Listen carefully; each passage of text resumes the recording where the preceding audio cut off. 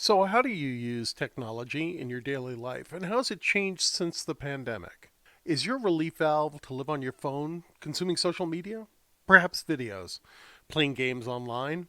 I've been thinking a lot about this. Yeah, I remember how foreign and concerning it was to me to see my kids prefer to meet up with friends online than in the street.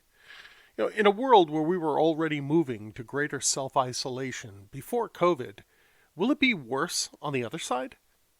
Personally, I doubt it. See, we're social animals, and I know the greatest relief valve of all for me is gathering with friends around a fire pit after a great meal with some great drinks and just talking for hours. All the technology in the world will never replace the human contact that we all crave so dearly.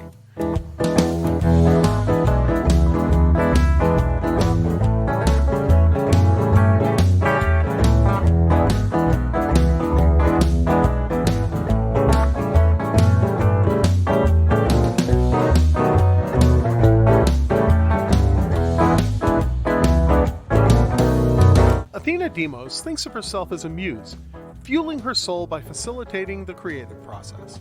She has a Bachelor's of Science degree in criminal justice from Sam Houston University in Huntsville, Texas.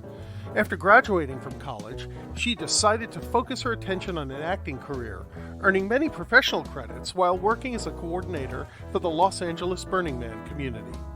From that experience, she worked to create a virtual reality version of the Burning Man Playa at vrcvr.org. She is currently developing a new TV show about the lives of indigenous women, traveling to and living in South and Central America as she captures the experiences of these communities. Hi, Athena. Welcome to the podcast. Hi, Jeff. It's good to be here. So, why don't you tell the audience a little bit about yourself, who you are, what you do? That's a loaded question. I do a lot of things. To the core of who I am, I'm a muse. I inspire the creative process and facilitate its coming to fruition in all sorts of different forms. Most famously, I coordinated the LA, Los Angeles Burning Man community for about 15 years through Wow. events like the decompression festivals or our film festivals or newbie orientations or all sorts of things that went on in Los Angeles from 2002 to about 2017. I retired from those leadership duties to take a 2 year sabbatical. And that was, and it took me a while to retire. And I don't mean retire like, I'm retired and I'm on my own. No, it's just from those leadership duties. And I took a 2 year sabbatical to just go wander around South and Central America. And I'm at the end of those 2 years. Well, what happened this year pulled me back into the Burning Man community with BRCVR, which is a virtual version of the Burning Man Festival. And we are one of the recognized universes of the Burning Man multiverse, which is a mouthful. But what it Yeah. means is that Burning Man designated 8 different technological forms to represent the festival this year. And we were one of them. We were the one that was VR centric. We were in headsets and socializing and creating, and it fueled my soul to foster all that creativity. Okay. Burning Man is apparently a lot more complicated than I imagined it was. I'm I'm not one that's ever participated in it. A mutual friend of ours, Scott, was telling me his stories. So you've been with Burning Man for a really long time. Were you involved in the genesis of it? How long was it around before you came in? Burning Man started in 1986. My first year was Okay. 1999. Okay. But Burning Man is, a lot of people think of it as a big rave party in the desert.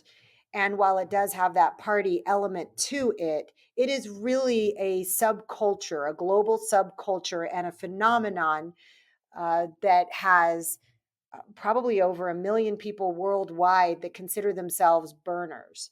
Yeah. These are people that have taken on the ethos, which has a foundation of 10 principles, and Okay. those principles are principles that you can live by. They're things like radical self reliance, radical self expression, leave no trace, decommodification, gifting, immediacy, participation.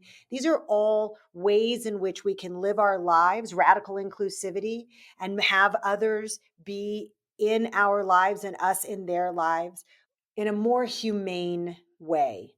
And in Okay. 2004, Larry Harvey gifted these principles to the community, and the community accepted them fervently and has been growing within them. So when did VR become part of the community? This universe in the multiverse? Because of COVID. So in Ah, April 3rd actually is when, well, actually, it goes further back than that. In yeah. 2014, Greg Edwards decided that it would be really cool to create, it was his first year at Burning Man, and he wanted to recreate the experience in VR. At the time, we didn't really have social VR, it was just taking off, it was more single user in an atmosphere. Right. And we showed it to Burning Man. He came to me, showed it to me, I fell in love with it. We showed it to Burning Man, they thought it was really cool, but they didn't see the purpose in it. They had a platform called Second Life, which was serving the digital community, Yeah. and it didn't really have a purpose, and there's a principle of immediacy, and it didn't fulfill it. Fast forward to 2020, and we have COVID, and on April 3rd, a friend of ours was having a birthday in April, and he wanted to have a big birthday party and talk to Greg about doing a VR thing. And Greg's like, well, I got this Burning Man thing. It's on a hard drive in my closet. Let me dust it off, literally blowing dust off the hard drive, which is never a good sign.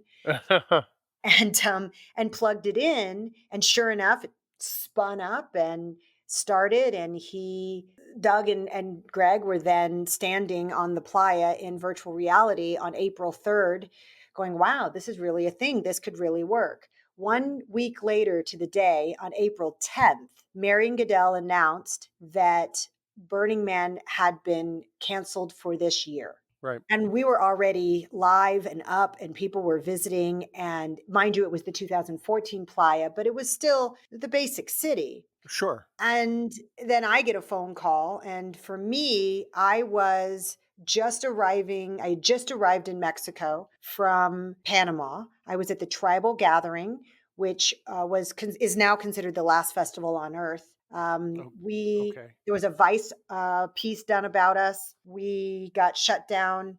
The festival ended, and the day that it ended, the military moved in and quarantined all of us, and no one could leave. There was this pandemic. Nobody knew what was going on. It was very fresh.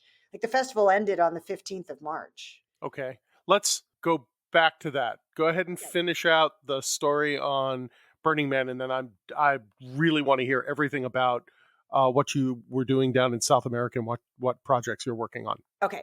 So now here we are. We have this VR Burning Man thing. And I get a phone call in the beginning of April, like, oh my God, we're live and Burning Man canceled. And I was already a producer on the project back in 2015. So it was just sort of natural for Greg to reach out to me. And I Right. immediately started contacting the Burning Man org saying, hey, we have this thing. It's really compelling. You should check it out.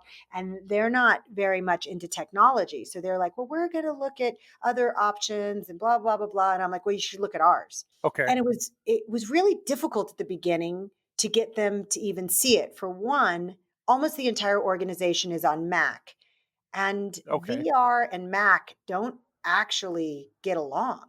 Like, there Yeah. really isn't a VR platform that works on a Mac, Yeah. Yeah. and No. nobody had headsets. There was one person in the company, their CTO, that had headsets. So we brought Steven in and we showed it to him, and he was completely blown away. But it was just really hard getting everyone in and getting them to experience it. And there were these other platforms that were cell phone or computer, Yeah. but not immersive VR. Yeah. Yeah. And I'm not No. a technologist, so I don't claim to be some big geeky guru at all. But what I am is a community organizer, and I've been really good at getting the Burning Man community involved in various different ways. So was the capturing of the Burning Man session in VR done as one of the art projects of it, or was this just you as a documentarian documenting it? Oh, no, no, no, no. This is a world. This is a place you can visit, just like the event. If you would Yeah. like to build a piece of art, you can.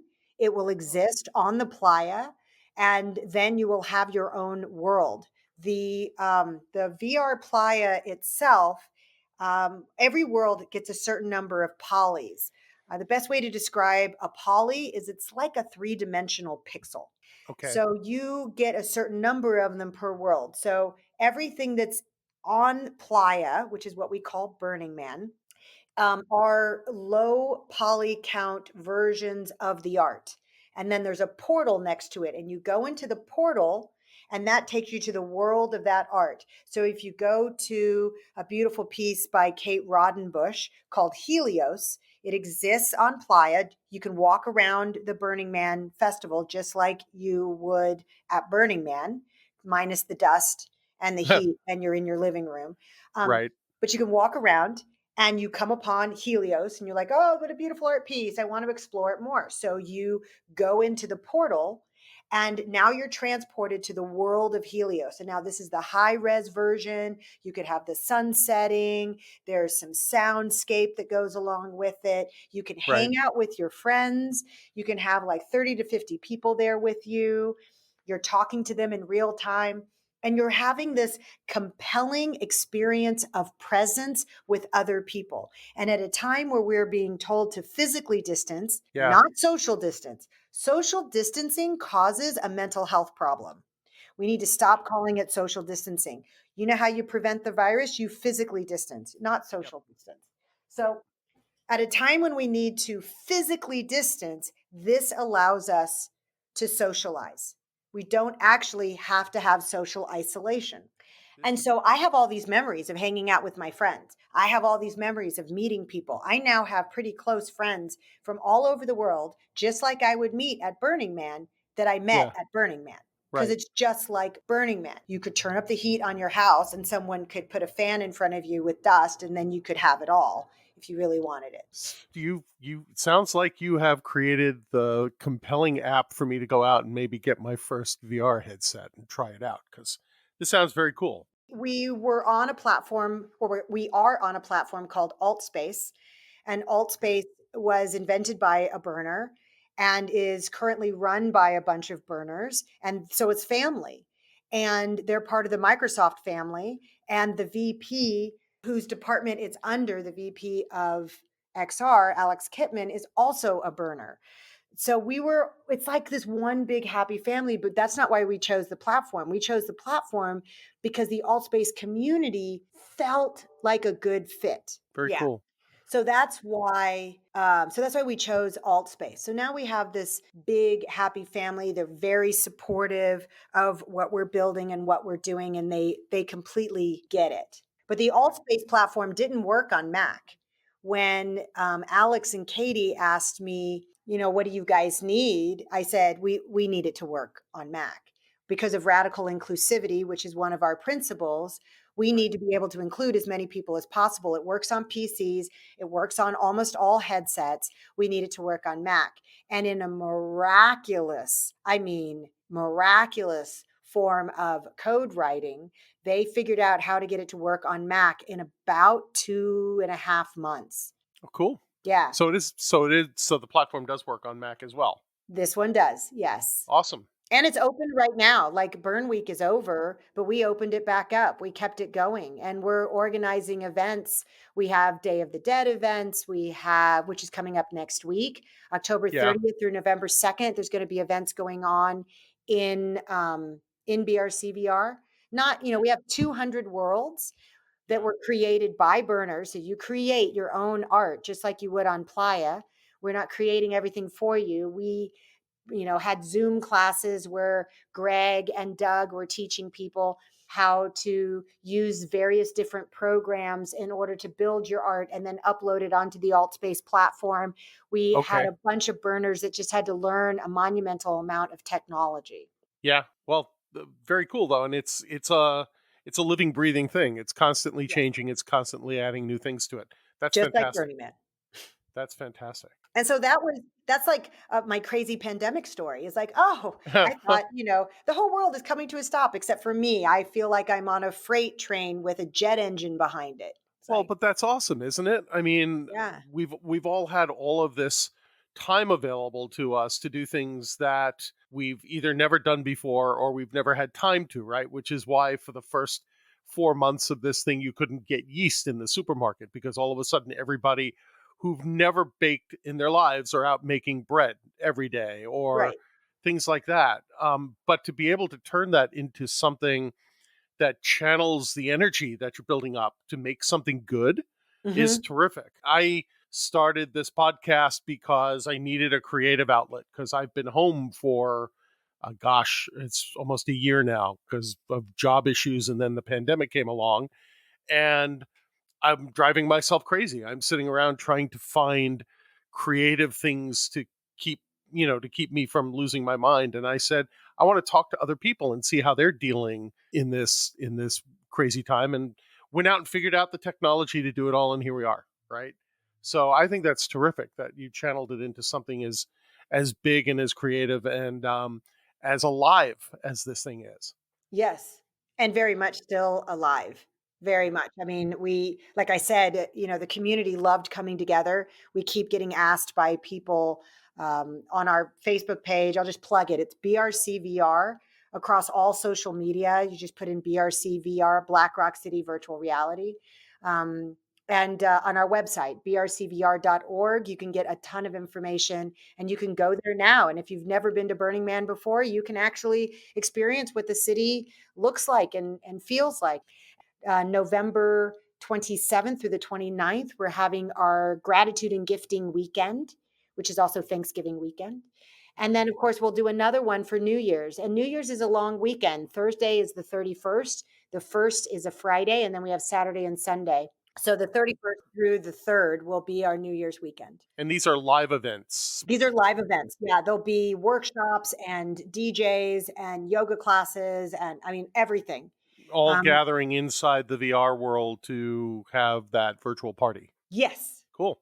yes, And but it's there in between these events for you to go visit and wander around anyway. exactly. You can have a solo experience, or you can have an experience with just a few friends if you want to just get some of your friends together and like, hey, let's all go to Burning Man together. And you show up on the playa at this, you pick a time and you all spawn in at the same time, and then you go on a walkabout. And you just like, what's that over there? I don't know. Let's go over there. And you fly over there because unlike real life, you get to Yeah. fly. Yeah. So the best way to get around BRCVR is to fly. If you're on your desktop, PC or Mac, you can still fly. There on our website under Get Started, there's a thing called How to Play in the Digital Dust, and if you click on that, it will tell you all the directions on how to log in and how to play and how to get an account and what all the keyboard directions are so that you can walk around and you can fly and you can do this and you can do that. If you're Very on a cool. VR headset and the Oculus Quest just came out, you can order them on Amazon. That's really the best way to experience it because it'll be immersive and you'll have hands. Whereas on the desktop, you don't have hands. When you have hands, you can pick things up. You can play with fire tools. You can play with, you can throw snowballs. You can shoot off fireworks. And you can get these things called flight tools. And so you can spawn flight tools and use them to fly around like Superman.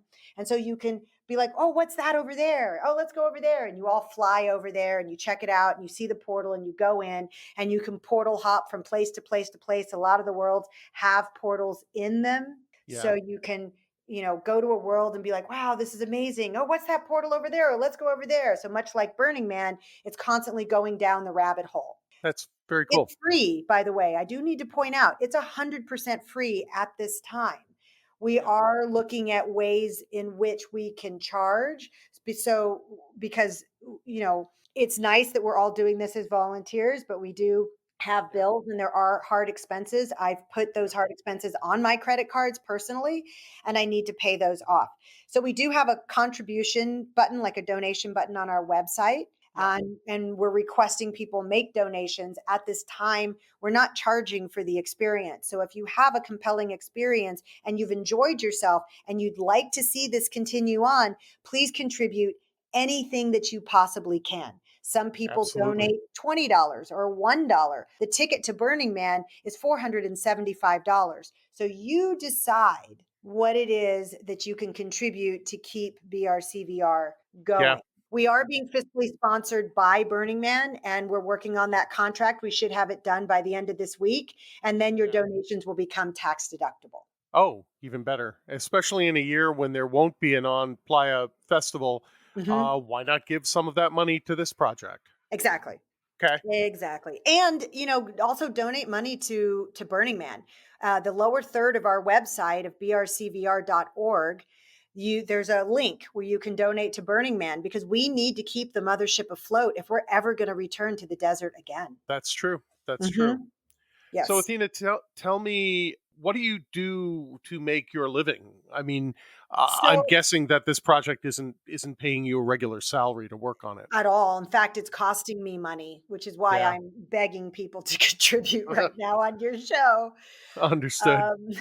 Um, so in 2018, I liquidated my life in Los Angeles. I sold my home, all my belongings. I gave away a ton of stuff and I pared myself down to I have a few boxes. I have 4 boxes still in Los Angeles and some stuff in my mother's storage. But for the most part, I live out of 2 backpacks. And I decided to take a sabbatical. I quit my job. I mean, everything. So in Okay. January of 2019, I started a 2 year sabbatical where I was just going to wander around and try to figure out what it was that I wanted to put my energy towards. Because continually doing the same thing, I was the production manager for a 2 time Oscar award winning documentary film company called Mariah Films. And it's a Okay. great company and they do beautiful documentaries. And I was with them for 8.5 years. Okay. But I was literally working for them to afford my house. Right. And I ran into a situation with the city of LA in regards to my house, and that is a whole nother show. Uh, that that caused me to need to sell my house. And I needed to Okay. sell it at a grave discount and find somebody to buy it for cash. And I did. And I was able to get out of my house and maintain a little bit of money, not enough to just retire and say peace out, but Right. enough to have a nest egg and have some money to live off of for 2 years. I gave myself a budget of $1,500 a month, which in many countries is like living like a king. Yeah. True. And that's what I lived off of for 2 years, all of 2019. And every time I went back to LA to visit, it just killed my budget. And then all of 2020. Now, 2020 started out with me realizing by the end of the year, I needed to come up with a form of income. And I came up with an idea for a television show called In Her Shoes. I actually just call it Her Shoes. And the Okay. concept is that for 1 month, one lunar cycle, new moon to new moon, I would live with an indigenous group with the women and learn everything that they did as part of their process of life, their Okay. survival, the way that they acquire food, the way that they prepare it, childcare. I don't have any children of my own. I'm a pure aunt. I get to be everyone else's aunt Huh. and That's cool. all their crafts, everything, their plant medicines, how they care for cuts and scrapes and toothaches and broken bones, like everything. And I went to an event called the Tribal Gathering, which is in Panama. This was the 7th year of the festival. And it's 2 weeks long. The first week is the Indigenous Immersion Week, where there are representatives. This year was representatives from 60 different tribes from all over the globe talking about their culture and teaching it and sharing it. And I went as to get a proof of concept of whether I can actually do this, whether I'll be invited in these indigenous groups to showcase their life and to answer a really important question, which is how has their process of life changed over the last 4 or 5 years due to Okay. a change within their environment, climate, Okay. or humans moving in, deforestation, whatever it is. How Sure. has their life changed in the last 4 or 5 years? And I went there and I interviewed lots of women and I got invitations from 13 different indigenous groups to go live with them and experience their life and film it. And I was going to Okay. have an all female crew so that while I'm in these sacred ceremonies, sacred feminine ceremonies, that the energy is feminine. So it'll be the first time that there's like an all female crew with a female show host doing a show about what it is to be feminine in this environment and how the environment is changing what that process looks like. Okay. Interesting. Very interesting. So I went to the tribal gathering and I got a very positive response and lots of great footage, which I'm just now starting to edit together. And I'll be putting out on my Instagram and on my website. My Instagram is Athena Demos. My website is ontathena.com. I have all these invitations, but now because of COVID, I can't actually go Right. until the COVID relaxes a little bit. Right. So you started talking about your experience of when you left this session that you went to for your proof of concept and how you got caught up in government Yeah. blocking and all that. Can you talk a little bit more about that? Sure. The first week was the indigenous immersion. The second week was the music festival part of it. And the festival was winding down on like the 12th. It really truly ended on the 15th, but for the most part, the 12th was like a Friday. And that was when we started to notice a weird energy that was going on. Now we're in the middle of nowhere. There's very little internet. Nobody's really paying attention to the outside world, as often happens at these festivals. Sure. And but word was starting to get in. Like I got a text message from somebody wondering if I was okay. And I'm like, yeah, I'm fine. Everything's totally fine. And why? And they're like, well, the globe is shutting down. I'm like, what do you mean the globe is shutting down? And then the next day, on the 14th, we started to see police and military, and it was just sort of odd. On the 15th, we got notice that the gates are shut. They put military on the beach, and nobody was allowed to leave, and we were all in quarantine. Wow. And that was when everything started to change. So every day we got new information. We had five different departments telling us five different things. The military was telling us something. The police was telling us something different. Immigration was telling us something different. The health department was telling us something different. We even had like Panamanian search and rescue came in and they were telling us something different. One would say, if you've been in Panama for 14 days, you can leave. Then another would say, if you've been at the festival for 14 days, you can leave. And then, but you can't have a fever, you can't show any symptoms. Then, Right. and no one had any symptoms or any fevers. Then there was a pregnant woman who was feeling very ill and they took her to the hospital because they thought that she might have it, but we didn't really have a test for COVID yet. And she didn't have a fever. And that created a big scare, which locked down the festival even more. And there was about 800 people of the 2,500 people who were at the festival left on site at that time. Okay. There and like van loads, buses of people would be told that they can leave because they had plane tickets and they wanted to get back to their home country. But there Yeah. were all these roadblocks they had to go through because every little village, it was 4 hour drive. It was on the other side of Panama. It was on the Caribbean side from Panama City, and Panama City is where you fly out of. And so we were like Yeah. a 4 hour drive away, but that 4 hour drive would become 7 or 10, or one shuttle bus had a 16-hour craziness where some authority took away 25 people's passports, which is completely illegal on like Yeah. a Geneva Convention sort of level, and sent them back to the festival, leaving them like on the side of the road in the bus without letting them out to pee, no water, no Mm. food. It was like really a horrible situation. And they And get back like two what o'clock was in the morning without their passports. sure, what was the goal of this? Was it just to try to contain people inside Panama so that it reduced the spread? I mean, it sounds like it was so. I mean, there are days when I think our response here in the United States is insane, but this sounds beyond crazy. What were they trying to accomplish by doing this? They had no idea. Look, every department was being told something different, and every department was trying to enforce the things that they were being told. And what they were being told was changing on a moment to moment basis.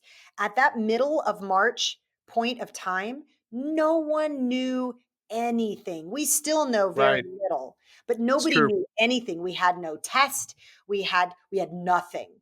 And it Right. was all speculation, and everyone was just scrambling. And here you have thousands of foreigners in a contained area, and they didn't want us out. They didn't want us spreading it. They saw us as a supercell for the virus, even though Okay. we had no cases whatsoever. We had no illness.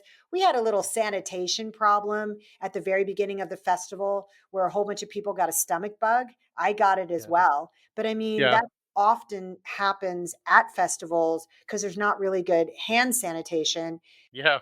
How long did it take you to finally get out?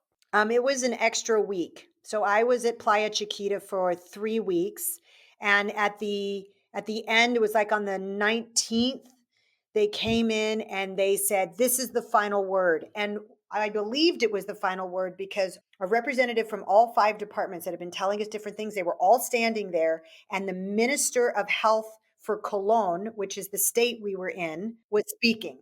And the military was there and the police were there and like everyone was there. So I was like, okay, so we're all in agreement. And he said, if you have a plane ticket to get out of Panama and you don't have a fever and you've been in Panama for 14 days, which all of us at that point had, Yeah. then you can leave.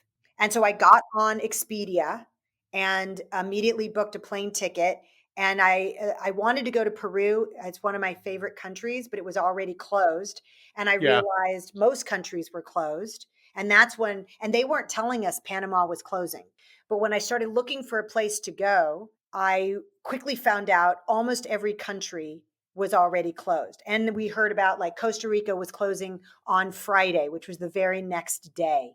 And so people were scrambling trying to get to the Costa Rican border in time to get to Costa Rica before they closed. And I'm like, holy shit, what the fuck is going on? And by then, we pretty much knew that there was this crazy pandemic and everybody was getting sick and we need to be wearing masks and blah, blah, blah, blah, blah, blah. I found out that I had 3 countries in Latin America or in America that I could go to. And it was Yeah. Brazil, Mexico, or the United States. And the United States was out. I knew that was going to be a shit show. I also knew it was going to be way too expensive for me to go pretty much anywhere. So Okay. I decided that I would go to Mexico. And I just, I got a plane ticket and I flew to Cancun. Once I got there, I was like, I didn't know what to do. There were others that flew with me, and I helped others with plane tickets. And we just hoped for the best. Turned out a friend of mine lived in southern Mexico and told me to come be with him. So I went there and I was with him Okay. for about a week. And then I found my own Airbnb and ended up living in Zipolite, Mexico for 4 months. Okay. Where are you now?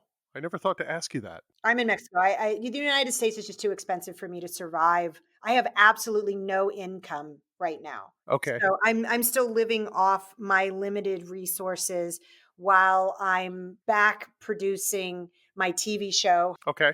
I have people that have donated money on my website. You can subscribe for $19.70 a year, and that helps contribute to the production cost of my television show. I'm also going to put another link for additional. I think I'm going to start a Patreon Okay. because now I'm at the point where I do have a local indigenous group that's inviting me to come be with them, and I have hard production costs so that I can start shooting my show. And I want to Okay. start shooting my show, but I don't have the money to pull that off right now. Okay. Well, I will post all of the links and all of the contact information that you want me to into the liner notes that go with the show. Awesome. Thank you. Thank you. Thank you. Oh, of Thank you course. so much. Yeah, my goal is to get this initial pilot done. I'm shooting an episode about the Day of the Dead. I'm actually going to shoot it in 360, which is like having it in VR, and I'm also going to shoot a 2D trailer. But Day of the Dead during a pandemic, Oh, yeah. right? That's intense.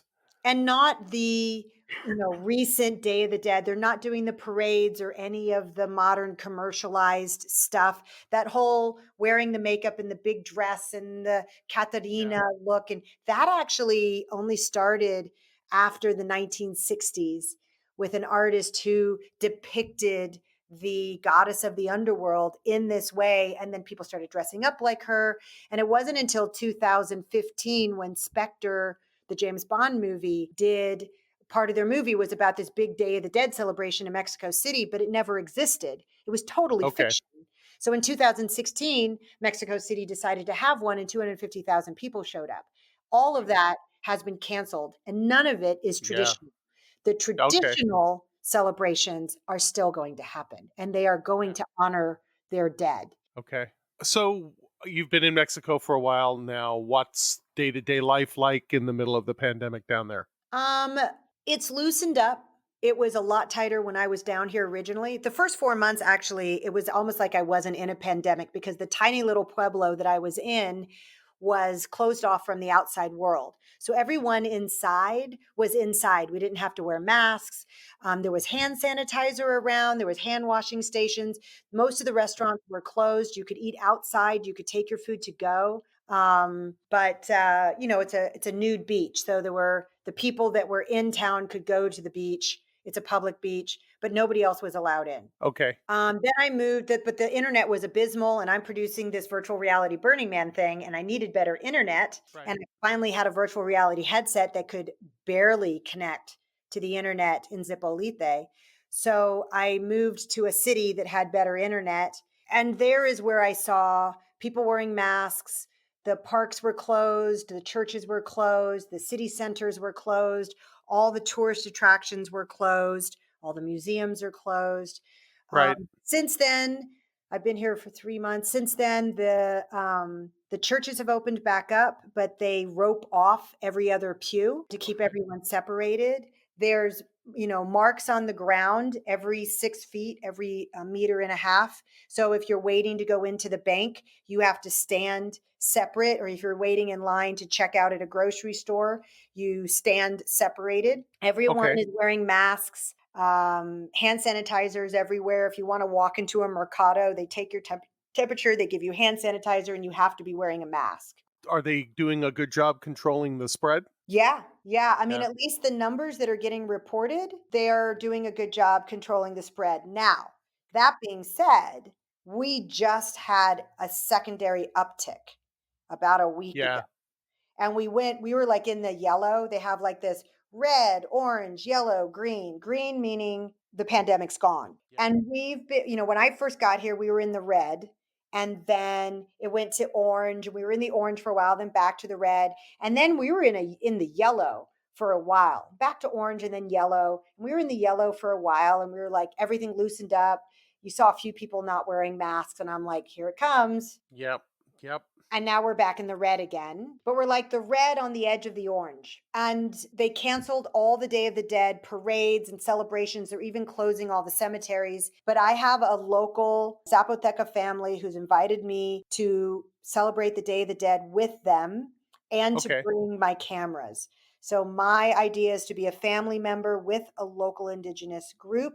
And I'm not saying I'm going to be in this tiny little dirt floor village. These people live a modern indigenous life, and they weave some of the most beautiful rugs you've ever seen in your entire life. So Okay. I'm going to this modern indigenous group to see how the modern traditions exist. How are you feeling about the next 6 months? What do they look like for you? Um, that's a good question.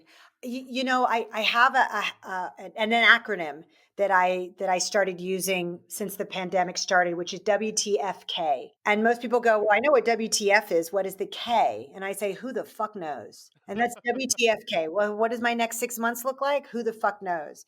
Yeah. My plan is that I want to put this 360 short film together about Day of the Dead in a pandemic and my 2D teaser trailer with my show Bible of the 13 tribes that I'm invited to be with Yeah. and sell it before the end of the year.